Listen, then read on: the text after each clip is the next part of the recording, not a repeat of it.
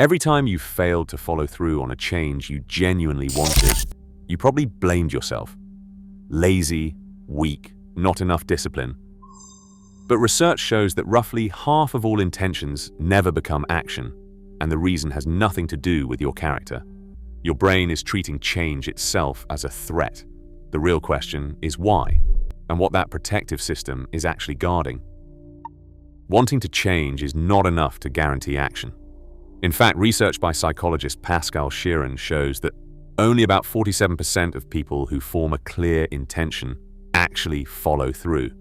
That means more than half of all well-meant plans, exercise routines, new diets, even simple daily goals never materialize, no matter how much you care. This isn't a personal flaw. It's a pattern that shows up across health, finance, and everyday life. The explanation starts deep in the brain. The basal ganglia, a cluster of structures beneath the cortex, acts as the engine for habits. Neuroscientist Anne Graybill's experiments revealed that once a routine is learned, the basal ganglia fires at the start and end of the sequence, but goes quiet during the middle. This is the brain's way of turning repeated actions into automatic scripts, freeing your conscious mind for other tasks. Familiar behaviors run on this autopilot system, requiring less attention and energy. But when you try to do something new, the brain has to work harder. Novel actions pull extra resources from the cortex and demand more metabolic fuel. Neuroimaging studies show a clear spike in glucose use when you engage in unfamiliar tasks. That extra effort can feel like internal resistance or even threat. The brain isn't trying to sabotage you. It's trying to conserve energy and keep you safe by sticking with what it already knows. This is why, under stress or fatigue, you might find yourself slipping back into old patterns, even when you truly want to change. Everyday life is full of moments where your brain quietly pulls you back toward what's familiar. Psychologists Daniel Kahneman and Amos Tversky described how most people experience a powerful pull to keep things the way they are, a tendency called status quo bias. This isn't just a preference for comfort. It's reinforced by loss aversion, the phenomenon where losses feel about twice as painful as gains feel rewarding. If you're offered a new opportunity, your mind often weighs the risk of losing what you have more heavily than the chance of gaining something better. That calculation happens automatically, shaping your choices before you're even aware of it. These biases help explain why sensible plans can stall before they begin. You might set out to exercise more or cut back on spending, but the thought of giving up your usual routine or comforts triggers a sense of loss. The brain's warning system lights up, and you find yourself hesitating, negotiating, or putting things off. This is where self-sabotage takes root. It's not about weakness or laziness. Self-sabotage is the brain's way of protecting you from discomfort in the short term, even if it costs you in the long run. The pattern shows up in many forms, including procrastination, avoidance, comfort eating, or reaching for a drink when stress rises. Chronic procrastination alone affects about 20 to 25% of adults, making it one of the most common ways people undermine their own goals. Even when you understand what's happening, insight doesn't automatically break the cycle. The pull of the familiar can be stronger than the logic of your plans. Patterns that have been repeated over months or years become deeply set in the brain's wiring.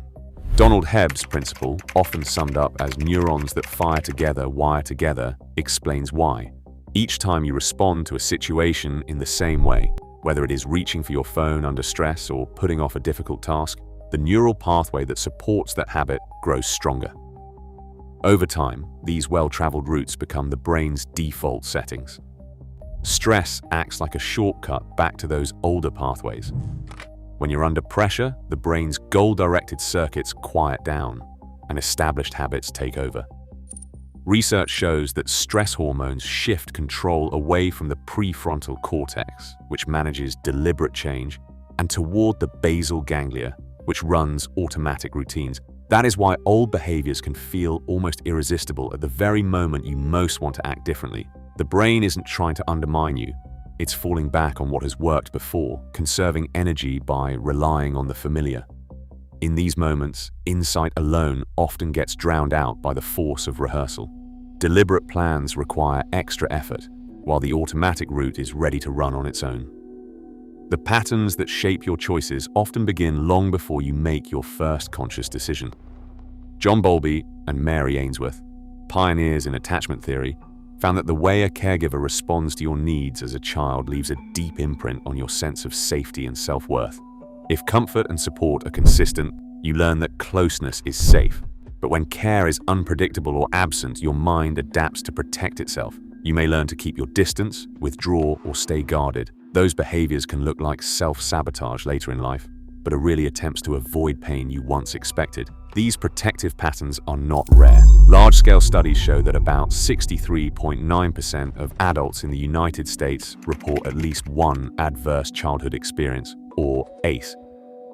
Emotional abuse affects roughly 15%. Witnessing domestic violence touches about 20.9%, and around 10% report physical abuse.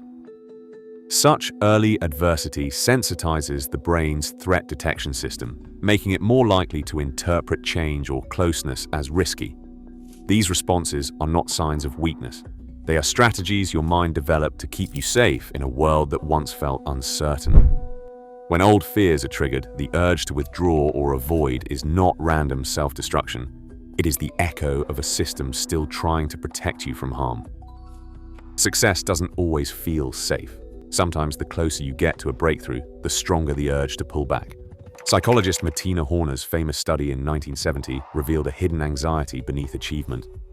When asked to imagine a top-performing student named Anne or John, about 65% of female respondents reacted negatively to Anne's success, predicting social rejection or loss of belonging. This pattern isn't limited to one gender or era. For many, achievement carries the risk of standing out, inviting scrutiny, or feeling isolated from familiar circles. Imposter syndrome can shadow every accomplishment, making earned success feel like a mistake or a fraud waiting to be exposed. The mind scrambles to create distance, sometimes by leaving projects unfinished, sometimes by making excuses before the result can define you. Psychologists call this self-handicapping. It's a way to protect yourself from the pressure and possible backlash that might follow success. Today, social comparison amplifies this tension.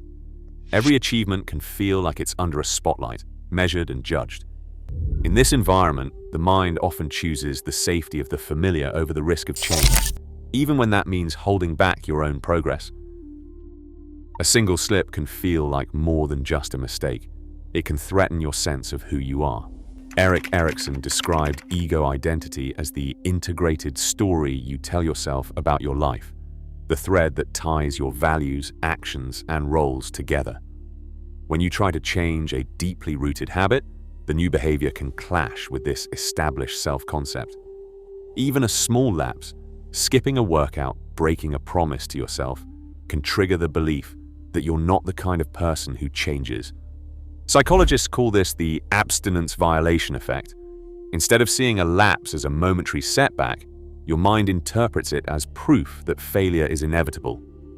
Guilt and shame take over, making a full return to old patterns more likely. Relapse, then, is often not just about losing discipline. It's about the story you believe about yourself and what a single mistake means. Many popular behavior change strategies rely on nudges, small tweaks to your environment that make the desired choice easier or more automatic. These can be helpful for getting started, but they rarely address the deeper forces that keep old habits in place.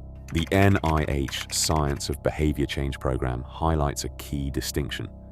Real change depends on shifting the underlying mechanisms that drive your actions, not just the surface of your choices. For example, a company might nudge employees to join a wellness program by making enrollment the default. Participation may rise at first, but without support for motivation or stress, most people drop out within months. Nudges can open the door, but lasting change requires reaching the emotional and habitual roots of resistance. Change begins with seeing the pattern, not fighting it with force. The first step is recognition, pausing long enough to notice when you're about to slip into an old loop.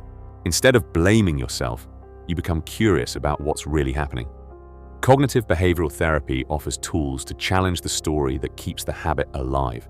You learn to question the thought that says, "I always fail," or "This is just who I am."